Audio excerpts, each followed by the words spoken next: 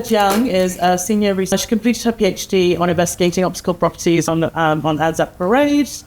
She completed her PhD on investigating optical properties of PV materials at UNSW in 2015. She's highly accomplished, having won ARENA and ACAP fellowships for research in high-efficiency solar cells, BIPV and VIPV, with more than $13 million project funds for her R&D. She also serves as an editor of the spin-out company Journal of Photovoltaics and Center for Photovoltaics at Photovoltaic PV, Center for Photovoltaics at Photovoltaic PV application. Thank you. Jessica, so to you. We heard all of these engineering talks about VIPV. I think I want to share something we do on the aesthetic part, because everyone has been talking about how do you mount PV panels on your vehicle and how do you make PV work. So now let's take another perspective. I'll start by a social survey. So a group within UNSW actually have done a survey to ask 2,000 participants how much are you willing to pay for adding PV on your EV, and how much you're willing to pay to having matching colors of the PV panel. I'll just hold it on your EV. So I guess apparently from the results we can see apparently men are willing to pay much more than female regardless of a vehicle. But interestingly, something I really want to draw your attention is with the matching color. So let's say maximum, if you can put 1,000 watts PV panel on your car, and if a man are willing to pay more than $1,700 just to have the match color, which means they are willing to pay around $1.7 per watt. And thinking about the PV panel price, which is 20 cents per watt, this is actually pretty massive just to have some pretty colors of your vehicle. And that really motivated us to do our research, because we know we have a much larger price cost margin to look into this world. And if you're looking at the market, there's actually different kinds of colorful modules on the market. I won't go into the technical details, but something I wanted to point out is the efficiency actually varies between 10% to 16 or 18%. They actually didn't really have good efficiency.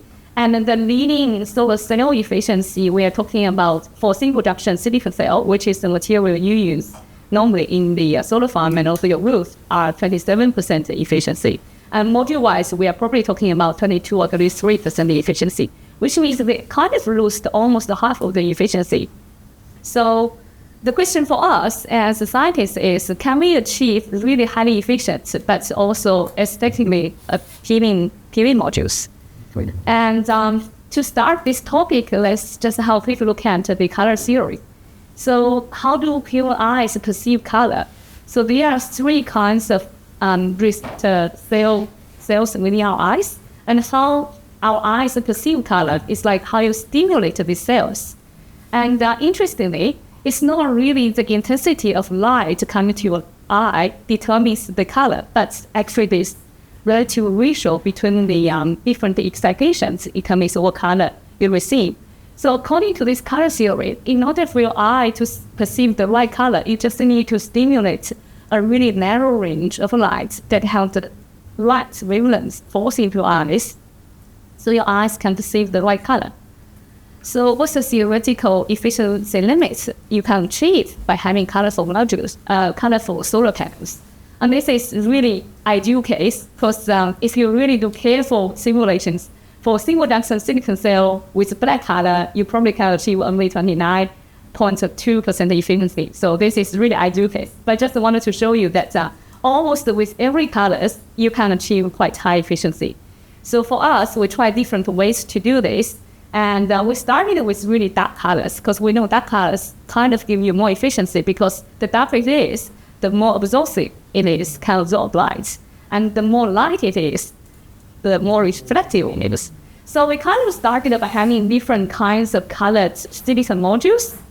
And we started with a base layer that give you 23.2% efficiency.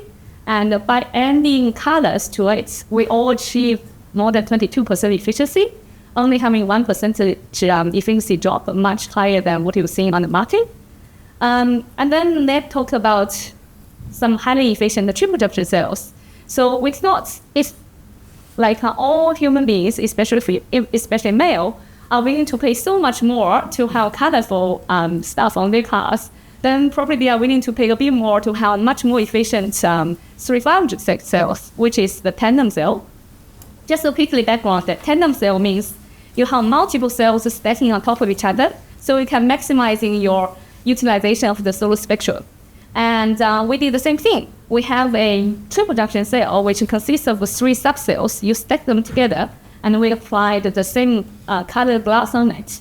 And we achieved more than 30% efficiency for all those cells, which means if you have these highly efficient cells on your car, you probably are looking at a range extension about 1.5 times higher than having the silicon cells. So another thing we should keep in mind. And why we are achieving so high efficiency, something really if your solar device captures light. So for your device captures light.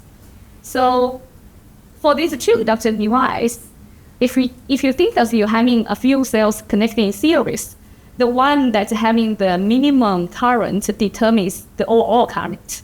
So this middle junction used to be the limiting cell, but actually all the visible light falls into the top junction.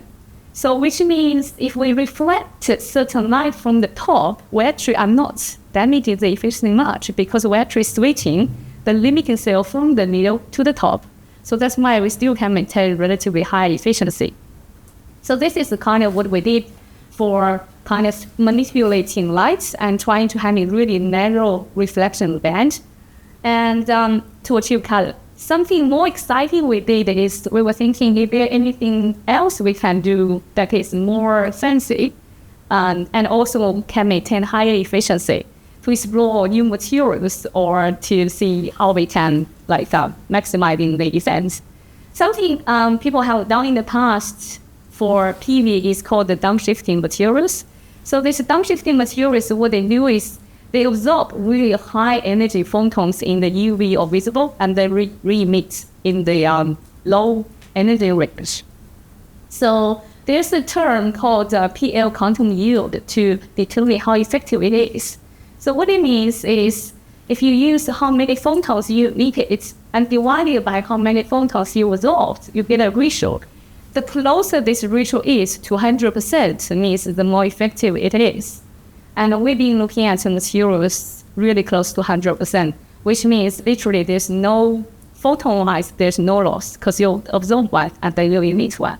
Sounds perfect for color PV, because if you're just thinking about reflection, it's kind of you just reflected your photons to the air and then you lost the energy. But if you can actually make use of the downshifting effects, you're actually treating one UV photon where silicon cell doesn't absorb that effectively in this quantum efficiency curve. It's almost 100% in the visible range. And this is what we achieved. We started in the visible and green color and white, the blue, orange, and green color. And we all the blue, orange, and green color. And we all achieved close to 20% efficiency, which doesn't look higher than the previous one I showed you, because this is our first trial. And you can see we didn't really do a bit along the way, but painting here, it should be much more uniform. So we are working along with this is really good demonstration that you can achieve that we can have colored panels that overcome the efficiency of the. There are chances that we can have colored panels that overcome the efficiency of the existing dark color panels. This is a video just showing you there's almost no color changes regardless of what angle. So this is materials you can buy from the market. And in our lab, we're also trying to synthesize nanocrystals, which also have the similar effect. I'm introducing a new synthesizing some nanocrystals, which also have the similar effect. I'm introducing a new material called the perovskite material for solar cell. That is then what it is. It's a really promising emerging material high efficiency. but it have you can stack this on top of stability, toxicity, efficiency. But it has some drawbacks like stability, toxicity, etc. But to us, the beauty of this material is by tuning the backend, you actually can have a range of colors. So that's exactly what we want. We started by looking at the two different colors, the red one and also the green one. These are just to show you the dotted line are the absorption profiles, and the really solid line are the emission profiles. So we can see it's actually emits in a really narrow range. So just to make sure it's bright enough, your eyes can see the color, and then it absorbs enough light.